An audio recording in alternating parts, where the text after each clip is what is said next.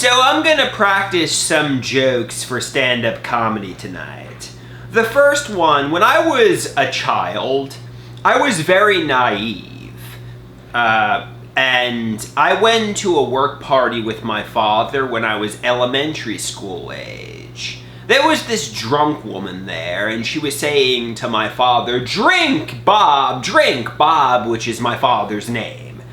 And the woman poured beer in my father's hair. And I asked my dad, why did she pour beer in your hair? And my father said to me, beer is good for the hair. And I believed longer than I should have that beer was good for the hair. I mean, I realized, it obviously intoxicated you, but I also thought it could be used to freshen the hair like it was a shampoo product. And I believed this like up until my 20s when I realized, it was just a drunk woman at my father's party. This beer is not good for the hair. Is that a funny story?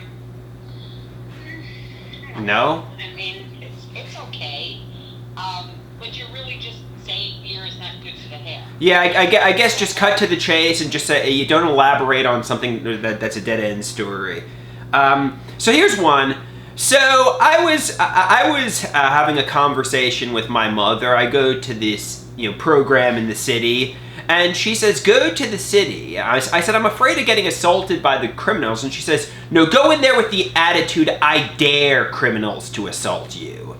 I get what my mother is saying. If you go out there, you might find a girlfriend, you might find a life, you might find friends. But she said, I dare criminals to assault me. If you really got attacked on a subway by a criminal, hypothetically speaking, it would be a really bad day for you. You would start to cry. You want to be left alone. You want to go into the city and have a nice day. You don't want to get assaulted by a criminal. And then God forbid you defend yourself and the criminal ones and you wind up hurting the criminal in self-defense. The media might try to paint you as the villain, as the problematic one. You don't want to be seen as the guy who defended himself on the subway. So while I get what my mom was saying, she was saying, go out there, don't be anxious. She said, actually, I dare criminals to assault me. And if you really got assaulted by a criminal, it would be really miserable. No punchline, Andrew. The punchline will be, I like, okay, change it like something like this. Yeah. Okay? You flowered up, though. Has any of you ridden the subway in the city these days? It's a nightmare. Yeah. Your head's on a swivel going, is that person looking at me? Is that person? And think about it. If you got assaulted in the city, it would be a bad day. Don't go into the whole thing. It would be a bad day. Well, what are you supposed to do? Be Batman and carry pepper? Yeah, I don't want to say Batman, but What are you supposed to do? Be a superhero and carry pepper spray just to get from point A to point B in the city? I don't know about you, but I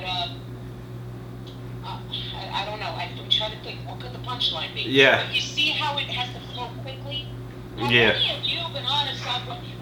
Include the audience so that makes them think about, I've been on the subway. I hate when those doors open and close and then they hit you and you go flying. Yeah, I mean, it's very topical because you constantly hear about news stories about people getting attacked on the subway. You constantly hear news stories about people. Well, how about this affects everybody?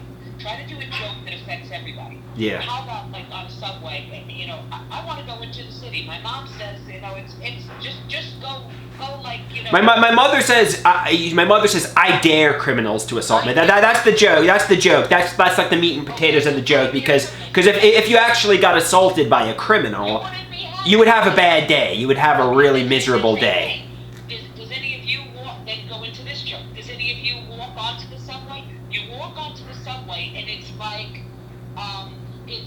you're at. I'm trying to think of it. Yeah. And you sit down and it's like the last thing you want is to be assaulted. So everybody looks at their feet. Everybody looks at their feet. Yeah, no. I mean, let's say there's a crazy homeless person on the subway and he's getting uncomfortably close to you. You stare blankly ahead. You stare at your feet. You want to be left alone. Nobody wants to be assaulted on the subway. So while I get what my mother is saying, don't be anxious, and most likely if you go into the city, you'll have a nice day. If you get a crazy homeless person harassing you, it would be pretty... Don't be specific. Just say if you get a person... A crazy drug addict harassing you, an unhinged criminal harassing you, it would be a pretty miserable day for you. So, you know, I mean, I get what my mother is trying to say, but, you know, go out there, you'll find a girlfriend, you'll find a life. This isn't Halloween. I'm not going to dress up